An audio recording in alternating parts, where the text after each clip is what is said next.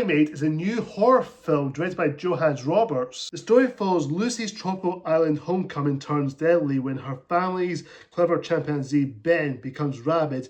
With her father away and no help coming, paradise becomes a prison as Lucy and her friends fight for survival against a pet they once trusted. So going to this movie, I was very curious about this film. I've seen the trailers and the advertisements for it, and I remember going like, oh, that looks really interesting, because it has that chimpanzee as a pet that goes rabid or goes viral, and it just wants to go ape shit. Interesting to say the least, no pun intended. So this is an interesting concept. I like the concept ideas. I thought, okay, this could be interesting. And it's coming out in January, so I'm a bit concerned it's going to be January month, so I'm guessing it's going to be like a January dumping month movie. I'm not going to say this, guys. I'm not going to be negative this one. This is not a January dumping month movie. This is a same as the 20 Years Later Bone Temple. It's a damn good time. It's not amazing, I will say that. It definitely has some issues and flaws of the film. I think 20 Years Later Bone Temple is a better film, but this one is seriously entertaining, enjoyable enough, but it's not amazing. It's not going to be a best horror film ever made. It's not going to be a cult classic or something, whatever. It'd be one of those movies you can just sit and watch, but there are some issues with it. I'll go into the positives before I go into the negatives. I'll say this though, the practical stuff in the film they use, terrific. They really use this practical stuff in the film with the chimpanzee, especially in Ben. Ben's played by an actor in a chimpanzee suit, which I will give it credit. It looks convincing. It looks like a real chimpanzee in a real environment doing the film, which I gotta give some credits to. It is very practical. I will give the applause to the filmmakers and everyone involved. And Johannes Roberts really captured the horror film wants to use practical effects, and especially on the kills. The kills are very practical, especially some gruesome scenes where we'll get to the moment of some of the kills. The kills are beyond that. Cinematography wise, looks really good shots. There are some very unique style. It's got that kind of like a color-sized vibrant color to it, and it has that, it's kind of like the same sort of horror movies that has that color vibes, but it's not trying to be over colored or trying to be dark and gloomy. It has that kind of horror vibe, but it still catches that campy tone in a way. But this one is kind of campy. It does have some dialogue. It's kind of questionable now and again, but again, it's a cheesy horror film. It's a good cheesy horror film.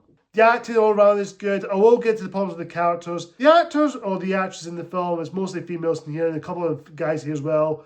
They did good. I think they did overall their best. They given the script, the material they were given, and the dialogue and the stuff they can work with, they can play along, which I can give some credits to. It worked well, and they do have chemistry with the cast. I think they worked well for what they were given, and I appreciate that, and I do give some lot of credits to. Johannes Roberts' direction is good. Like I said, like I said, the cinematography, the directing here is solid.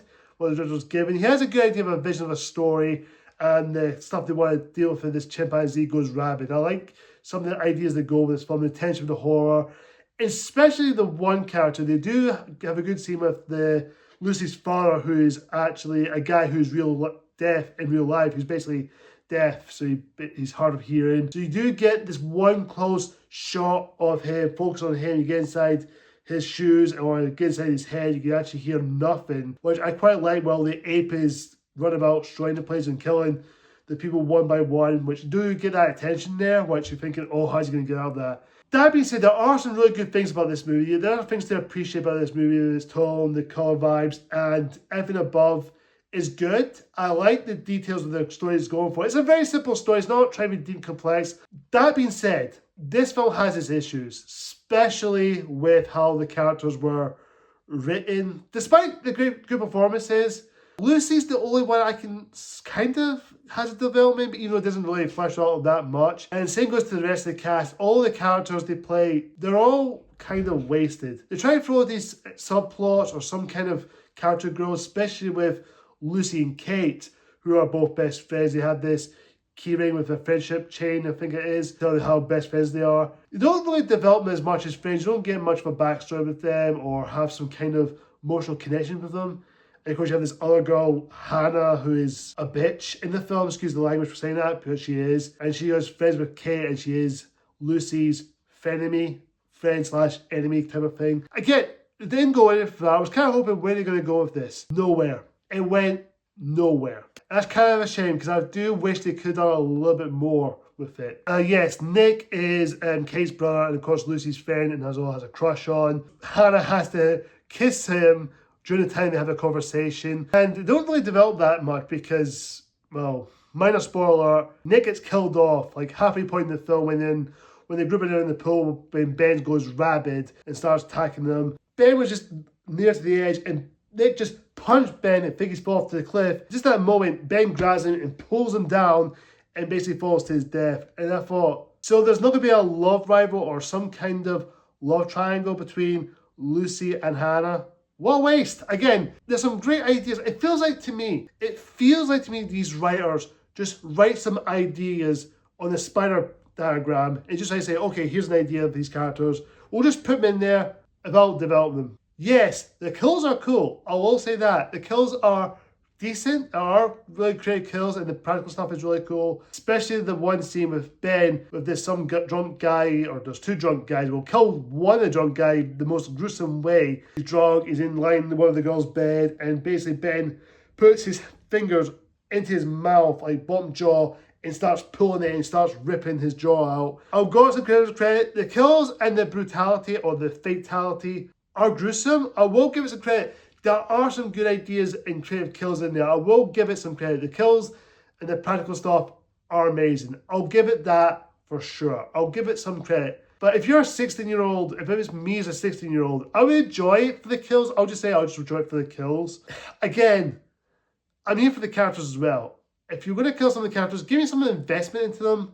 Don't just write them there, say, oh, there's some characters, has some interesting ideas, but they don't do anything with them. And Lucy's sister doesn't have much development either, because the moment Lucy comes back, where after reuniting with the homecoming family reunion and Lucy's sister Erin, I think it is, basically she just says that, oh, I never see you. And then again, you don't develop that sister relationship. It just felt flat and doesn't really develop much. Again, great ideas, so much potential with it, but they just kind of waste it away. And minor nitpick, I will say this, it takes you a while to get going. The first 15-20 minutes does kind of slow, but when the moment the Ben goes rabid, that's where it picks up. I thought, okay, it's interesting. But again, the characters, not that interesting. I wish there was some kind of character development I would get into. That'd be emotionally invested. Almost forgot one thing while I was editing this video. The ending, the way the film ended, it felt kind of underwhelming a little bit, I will say. It did felt like it felt unearned in a way. It's not horrible ending, it's not one of those endings, it's predictable. You know, the way it ended kind of felt predictable, but the way the film ends, if you've seen the film, you know what I'm talking about. It just felt a bit abrupt, because when certain stuff happened in the movie, it kind of went, wait, what was that about? It just cuts to black and it just cuts to credits, and I thought, is that it? You can just leave it like that? You're not going to give us more? And that being said, it was kind of a weird ending, but a kind of pointless one, because it didn't really elaborate or go in further into it, which is kind of felt weird in a way. I don't know. The ending was a bit mixed to what was that about. I think years down the line, I think many people will look back on this film and may gain a cult following, how interesting it is. I will give some credits due. I respect the film has some good technical stuff with the practical kills and the practical ape itself with the costume of the guy in the suit. I'll give some credits due. There are some great creative stuff in technical design, and also the camera work and the cinematography looks great, and the acting all around is solid, and the direction is good. I just wish the writing could have done a little bit more better with the characters, because I felt like the characters are just one note throughout, and when the moment get killed off, I just didn't care.